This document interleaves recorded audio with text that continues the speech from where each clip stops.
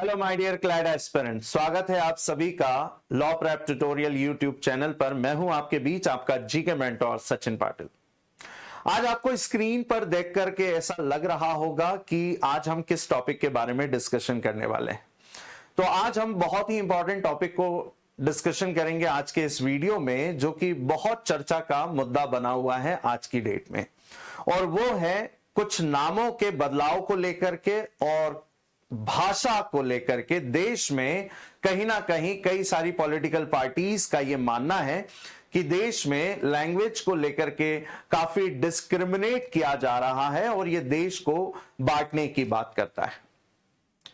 जैसे कि अभी रिसेंटली भारत सरकार के द्वारा अभी मॉनसून सेशन में कई सारे बिलों को पास किया गया।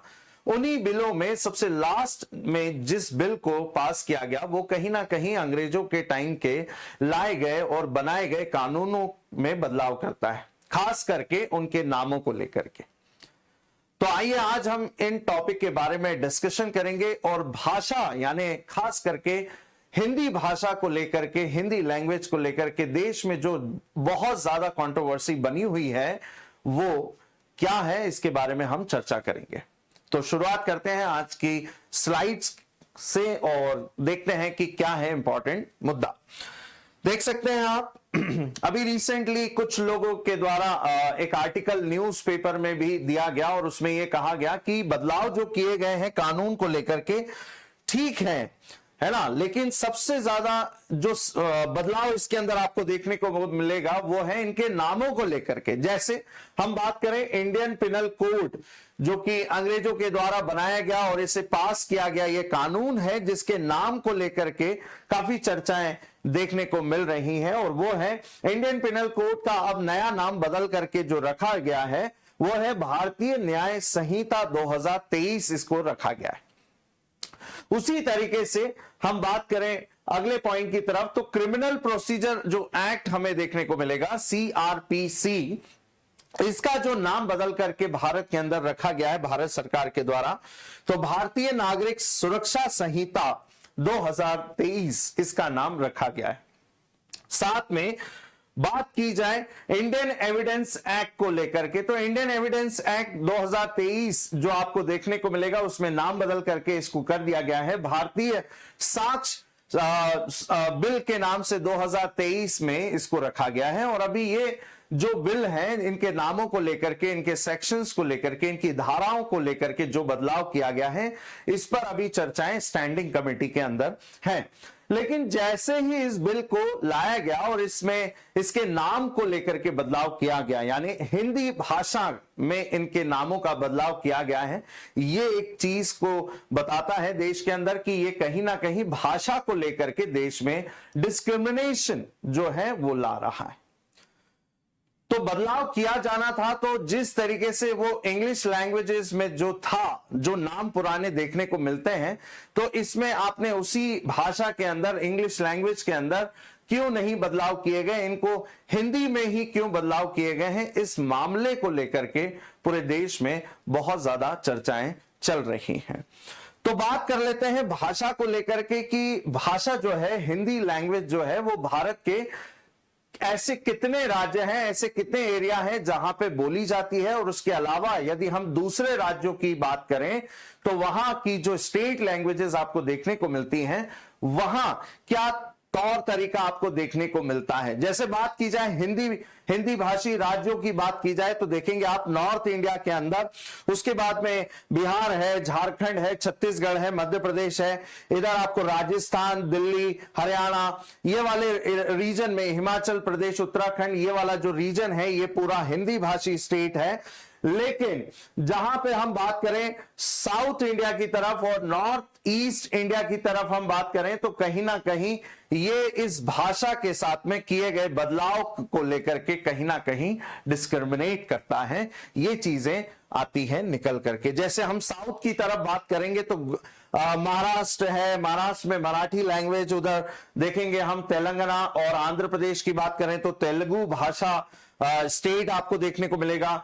कन्नड़ कर्नाटका के अंदर, मलयालम केरला के अंदर और तमिल के जो है तमिलनाडु के अंदर आपको तमिल भाषा देखने को मिलेगी। उड़ीसा में आए तो उड़िया लैंग्वेज, बंगाल में आएंगे तो Bengali language, north east state के अंदर असमी है, खासी है, मणिपुरी लैंग्वेज है।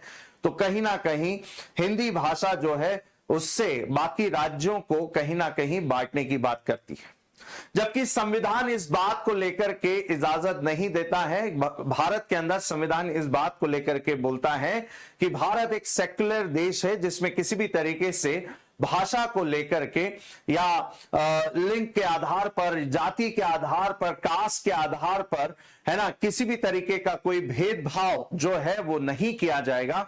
इस बात को लेकर के चर्चाएं होती हैं, यानी राइट टू इक्वलिटी की बात की जाती है। तो फिर यहां पे किसी एक विशेष भाषा को लेकर के, इस बात को लेकर के कि भारत में ज्यादा जो लोग हैं, भारत की जो पॉपुलेशन है 140 करोड़ से ज्यादा जो पॉपुलेशन आपको भारत के अंदर देखने को मिलती है दुनिया के अंदर, उसमें सबसे ज्यादा प्रतिशत के जो लोग हैं वो हिंदी भाषा बोलते हैं। इस भाषा के आधार पर आप कहीं ना कहीं देश में बांटने की बात कर रहे हैं।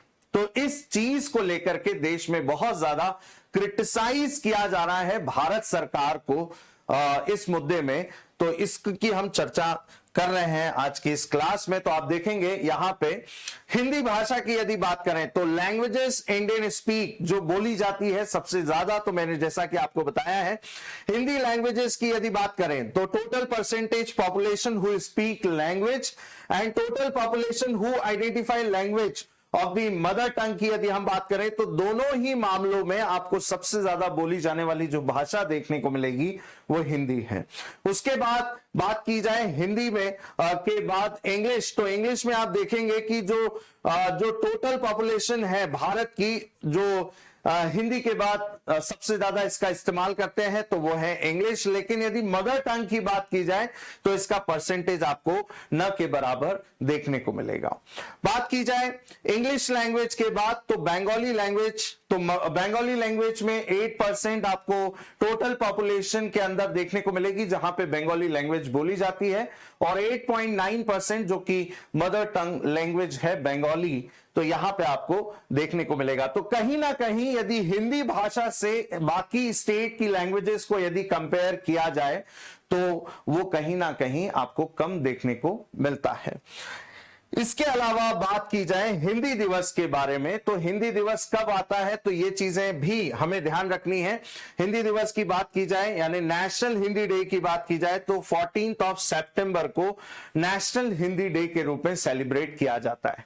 यहीं पर यदि बात की जाए विश्व हिंदी दिवस की या वर्ल्ड हिंदी डे की बात की जाए तो 10 जनवरी को दुनिया में विश्व हिंदी दिवस के रूप में सेलिब्रेट किया जाता है, ऑब्जर्व किया जाता है।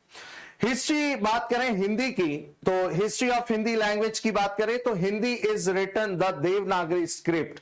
ये देवनागरी स्क्रिप्ट के अंदर लिखा जाता है जिसे उल्टे से सीधे क्रम में लिखा जाता है, लेफ्ट टू राइट इसे मेंशन किया जाता है। Was adopted the official language of the republic of India. इसे रिपब्लिक ऑफ इंडिया की as a official language, not a national language, इसे रिकॉग्नाइज किया गया था। इसे ऑफिशियल लैंग्वेज के रूप में यानी हिंदी और इंग्लिश को ऑफिशियल लैंग्वेज के रूप में यहां पे देखा जाता है। और कब इसे अनाउंस किया गया, कब इसे अडॉप्ट किया गया तो 14 सितंबर 1949 में इसे अडॉप्ट किया गया था। बात करें हिंदी भाषा के ऑफिशियल लैंग्वेज को बनाने को लेकर के या राष्ट्रीय भाषा का दर्जा देने के लिए भारत में हिंदी के कई सारे बड़े बड़े राइटरों के द्वारा इसमें काफी ज्यादा कंट्रीब्यूशन किया गया कि इसे एक नेशनल लैंग्वेज का दर्जा मिल जाए। देख सकते हैं आप यहां पे काका कालेकर, मैथिली शरण गुप्त, हजारी प्रसाद द्विवेदी, सेठ गोविंद दास, इन्होंने काफी ज्यादा कंट्रीब्यूशन किया है और ये हिंदी के बड़े बड़े राइटर रहे हैं कि हिंदी लैंग्वेज जो है वो भारत की एज अ नेशनल लैंग्वेज या फिर ऑफिशियल लैंग्वेज यहां पे बनाई जाए। उसके बाद बात की जाए कि पहला जो हिंदी दिवस भारत के अंदर राष्ट्रीय स्तर पे जो बनाया गया है, नेशनल लेवल पे जो सेलिब्रेट किया गया, वो कब किया गया तो 1953 वो ईयर था जब इसको पहली बार देश में ऑब्जर्व किया गया, जिससे हिंदी भाषा को भारत में प्रमोट किया जाए। इसके अलावा बात की जाए कि भारत में हिंदी भाषा, इंग्लिश भाषा जो है, हिंदी लैंग्वेज और इंग्लिश लैंग्वेज की बात की जाए तो इसे भारत के संविधान के अंदर पार्ट 17 जो कि लैंग्वेजेस को एक्सप्लेन करता है, और भारत में 8वीं अनुसूची यानी 8th शेड्यूल जो कि भारत के संविधान को के बनाते समय इसको लाया गया था, और शुरुआत में टोटल 8 शेड्यूल का मामला रखा गया था। आज जाकर के वर्तमान में आपको 12 शेड्यूल देखने को मिलेंगे, लेकिन जब मेन कॉन्स्टिट्यूशन 1949 जब इसे अडॉप्ट किया गया तब 8 शेड्यूल के अंदर लैंग्वेजेस का कॉन्सेप्ट रखा गया था। यानी ये भाषाएं आपको 8 शेड्यूल लैंग्वेजेस के अंदर देखने को मिलेंगी, जिसमें आज की डेट में 22 भाषाएं आती हैं ऑफिशियल लैंग्वेज के साथ में स्टेट लैंग्वेजेस आपको देखने को मिलती हैं। इसके अलावा बात करें कि Hindi is not a classical language, ये क्लासिकल लैंग्वेज नहीं है, ये एक ऑफिशियल लैंग्वेज आपको देखने को मिलेगी। इसके अलावा बात की जाए तो विश्व हिंदी दिवस भी दुनिया में सेलिब्रेट किया जाता है, क्योंकि भारत के अलावा ऐसे कई सारे देश हैं जहां पे कई सारी जनसंख्या यानी कई सारे लोग, कई सारी पॉपुलेशन हिंदी को प्रायोरिटी देते हैं। जैसे हमारे पड़ोसी मुल्कों की ही बात करें, नेपाल है, नेपाल में नेपाली भाषा के साथ साथ हिंदी भाषा को भी उतनी ही प्रायोरिटी दी जाती है। और मॉरिशस की बात करें तो मॉरिशस में भी आपको हिंदी लैंग्वेज काफी देखने को मिलेगी, क्योंकि मेजॉरिटी ऑफ द पॉपुलेशन जो है वो हिंदूज आपको देखने को मिलेंगे जिनके द्वारा हिंदी भाषा का इस्तेमाल किया जाता है। बात की जाए विश्व हिंदी दिवस की तो ये सेलिब्रेट किया जाता है, जैसा कि मैंने आपको बताया है 10 जनवरी को सेलिब्रेट किया जाता है विश्व हिंदी दिवस, वर्ल्ड हिंदी डे के रूप में। जैसा कि इस बार का थीम है 2023 का कि Hindi traditional knowledge to the artificial intelligence की बात की जा रही है। जैसा कि देश और दुनिया में आर्टिफिशियल इंटेलिजेंस का जो दौर आज की डेट में चल रहा है, चैट जीपीटी का आपको दौर देखने को मिलेगा, तो वहीं पर कहीं बात की जा रही है कि Hindi traditional knowledge to artificial intelligence. इसके अलावा हम बात करें कि पहली बार इस डे को लेकर के कॉन्फ्रेंस जो है ऑर्गेनाइज की जाती है। इट इज ऑब्जर्व ऑन 10 जनवरी, जैसा अभी हमने चर्चा की है, लेकिन इसको लेकर के पहली जो कॉन्फ्रेंस हुई थी वो हुई थी 10 जनवरी 1975, यानी वर्ल्ड हिंदी कॉन्फ्रेंस ऑर्गेनाइज की गई थी महाराष्ट्र के एक शहर में जिसका नाम है नागपुर। नागपुर में पहली वर्ल्ड हिंदी कॉन्फ्रेंस को ऑर्गेनाइज किया गया था, जिसमें लगभग 122 डेलीगेट्स आपको देखने को मिलेंगे। 30 कंट्रीज के देशों ने इसमें शिरकत की थी, इसमें पार्टिसिपेट किया था। देख सकते हैं आपकी हिंदी भाषा को लेकर के कितना कंट्रीब्यूशन कितने देशों का आपको देखने को मिलता है। साथ में बात की जाए पहली बार फर्स्ट सेलिब्रेट कब किया गया था हिंदी लैंग्वेज को प्रमोट करने के लिए, तो इन 2006 the former Indian prime minister doctor Manmohan Singh ने हिंदी लैंग्वेज को लेकर के ये अनाउंसमेंट किया कि इसे प्रमोट करने के लिए 10 दिसंबर को सेलिब्रेट किया जाएगा, ऑब्जर्व किया जाएगा as a world Hindi day के रूप में। इसके अलावा हम बात करें पहली जो वर्ल्ड हिंदी सेक्रेटरिएट बिल्डिंग जो है इसे भी इनॉग्रेट किया गया इन 2018, और मॉरिशस के अंदर ये बिल्डिंग आपको देखने को मिलेगी। साथ में बात करें हम इसके परसेंटेज को देखें कि वर्ल्ड की, दुनिया की सबसे पावरफुल यदि लैंग्वेजेस की बात की जाए, यानी दुनिया में लोग सबसे ज्यादा किस भाषा का इस्तेमाल करते हैं, तो उसमें चर्चा की जाए तो देख सकते हैं आप दुनिया में सबसे ज्यादा इंग्लिश लैंग्वेज का इस्तेमाल किया जाता है। 1.45 बिलियन पीपल जो है इंग्लिश भाषा का इस्तेमाल करते हैं। जैसे अमेरिका है, ब्रिटेन है, मैक्सिको है, कनाडा है, इन देशों में आपको इंग्लिश लैंग्वेज का ज्यादा आपको प्रचलन देखने को मिलेगा। इवन पूरी दुनिया में यदि हमें ट्रेड भी करना है किसी अदर कंट्री के साथ में, तो वो इंग्लिश लैंग्वेज को सबसे ज्यादा प्रायोरिटी देते हैं। जिस तरीके से वर्ल्ड में यदि ट्रेड को लेकर के यदि चर्चाएं की जाती है तो वो कहीं ना कहीं डॉलर करेंसी को लेकर के होती है, बाद में इसके अलावा कहीं दूसरी करेंसीज का, बकेट करेंसीज का इस्तेमाल किया जाता है। उसी तरीके से यदि हम लैंग्वेज की बात करें, इंटरनेशनल रिलेशंस की बात करें, इंटरनेशनल ट्रेड की बात करें, तो उसमें सबसे ज्यादा प्रायोरिटी यानी सबसे ज्यादा इंपॉर्टेंस जो है वो एक भाषा को दी जाती है जिसे हम इंग्लिश कहते हैं। उसके अलावा यदि बात करें, सबसे ज्यादा जो बोली जाने वाली भाषा है इंग्लिश के बाद वो है चाइना की, जिसे हम मैंडरिन या चाइनीज भाषा भी कहते हैं। इसका इस्तेमाल दुनिया में जो लोग करते हैं वो चाइनीज लोग करते हैं, क्योंकि इंडिया के बाद सबसे बड़ी पॉपुलेशन यदि आपको देखने को मिलेगी तो वो चाइना में है। लेकिन चाइना के लोग सबसे ज्यादा जिस भाषा का इस्तेमाल करते हैं वो उनकी खुद की नेशनल लैंग्वेज यानी मैंडरिन लैंग्वेज का इस्तेमाल करते हैं, यानी 1.12 बिलियन पीपल मैंडरिन लैंग्वेज बोलते हैं।